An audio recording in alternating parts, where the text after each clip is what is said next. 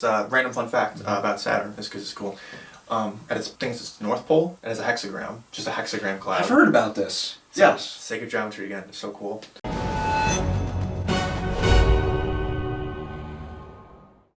lot of early religions in general, they started picking like one star and that was going to be their star. And a lot of early Middle Eastern groups, like early Jewish tradition, they were very big on Saturn. That's why their Sabbath day is Saturn's day. That's why, I just learned this recently actually. One of the symbols for, one of the colors for Saturn is black because it's associated with death. Not as necessarily a negative thing, but as like as Chronos, as father time. Everything has to come to an end as part of the cycle. And it's also associated with the cube, because the cube is the symbol of the material world, material existence. So there's like so for example, there's like a story early on in the early days of Muhammad. His village, they were polytheistic. They had these early different tribal religions, but again, it was all associated around, in large part around astrology, and their head symbol that is referred to is this black cube that they had, this special black cube, and it's a big symbol in the development of Islam. And it's interesting because then, if you look at the Jewish faith, I just learned out about this recently. I'll have to look up the name. I think it starts with a T. But basically, there are these leather bands that some Orthodox Jewish people will wrap around their arms, and that have small black cubes in the palms, representative of Saturn, and they put small pieces of scripture, of like the Torah in them. And they also have one that they wear on their head. Oh yeah. When they do these specific prayers. And it all goes, I'm not saying that the modern Jewish people are praying to Saturn, but I'm saying that it has roots in this tradition of that was one of the people they picked. And then it makes sense, and then everything just starts making sense because you're like, if you think about everything that's associated with Saturn traditionally, and all that stuff makes sense. So you have like the hexagram, or the Star of David, the six-pointed star. 3 and 3, you have the hexagram on the top of Saturn. I don't know if they knew that, but that's a funny little thing, isn't it? Yeah. Coincidence. And you have Saturn is associated with being restrictive and disciplined, and not in a negative way, but focusing on the things you can do in this world that are good with material world. So in a sense being materialistic, but not necessarily in a negative way. Ah, yes. And that makes a lot of sense, because if you look at kind of like a proper way of coordinating all this stuff that surrounds us. If you look at the Jewish people, they don't have a huge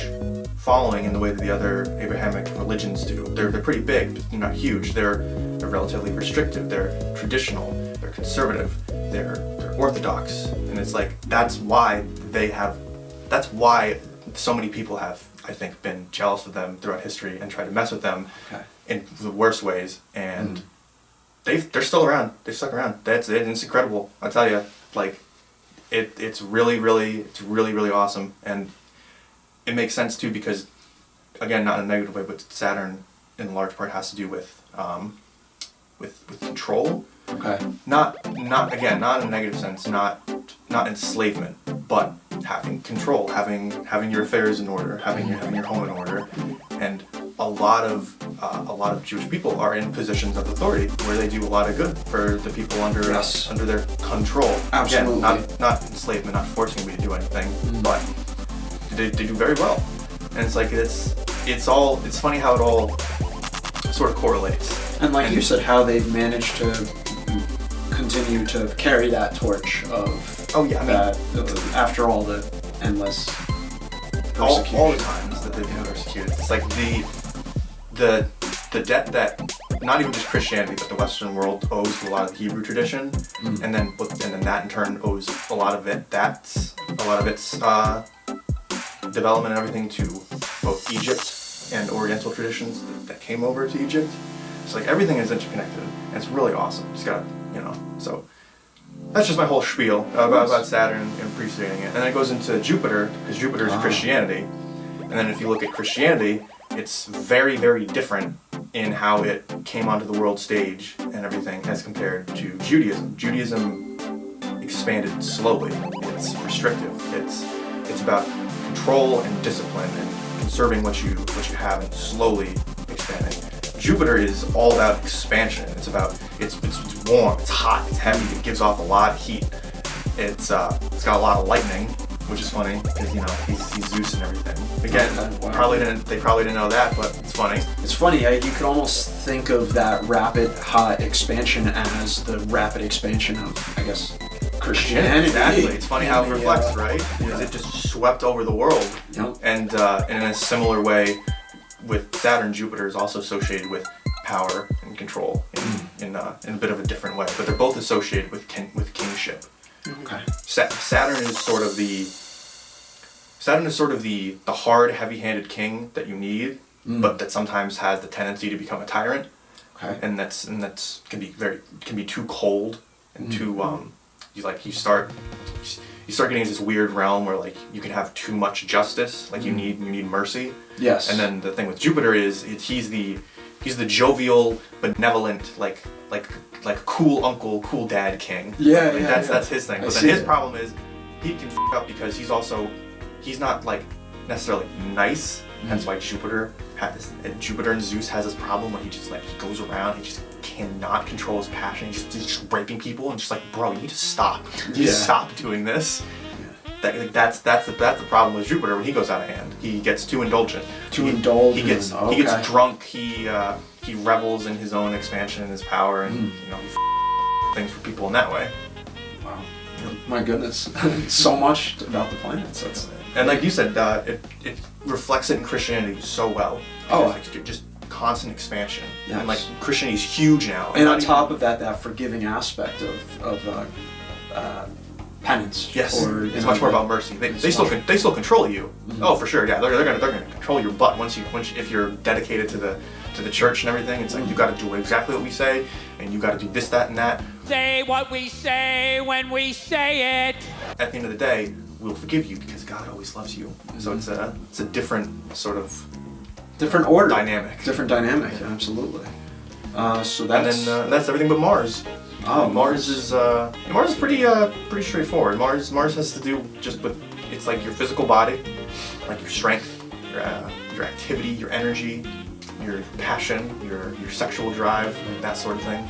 And then of course traditionally had to do with combat, war, overpowering, like generally speaking, just defeating your enemy, winning over your enemy. I think due to me having all the Mars energy from my signs, I definitely feel that from time to time. I feel. Yes, well, why don't you tell the viewers where's all this Mars energy coming from? Apparently, the Mars energy that I have comes from my sun sign, my ascendant, and and my moon sign, which is all Mars because I am Scorpio, Aries.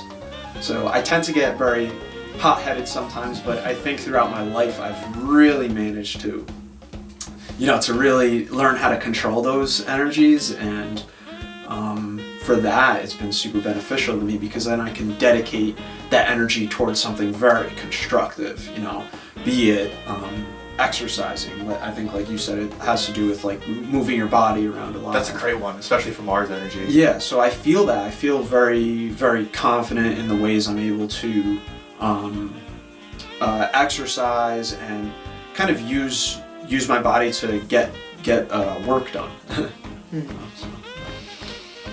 So yeah, then those are the traditional 7 planets, and usually just go for those with traditional astrology because like the other ones kind of matter, Uranus, Neptune, Pluto, but a lot of the time. But Rich, Pluto's not a planet anymore. A lot of the time for traditional astrology, they even after the planets were discovered in the early 1900s,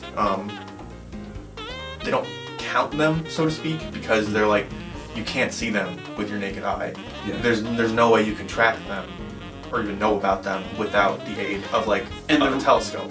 So in that regard, they don't count them. And the reason that is so important is because, again, going back to, as Rich had said earlier, starting this, is the ancients were not able to then see these objects with your eyes, and therefore they had the history for them does not go as deep as these important 7. Yep. In summary, astrology is really cool.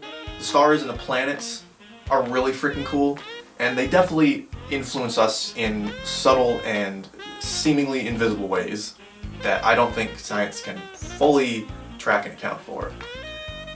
It's not to say that, again, planets make you any sort of way, make you do any sort of thing. It's very interesting info to know, and I think it really gives you some insight into yourself.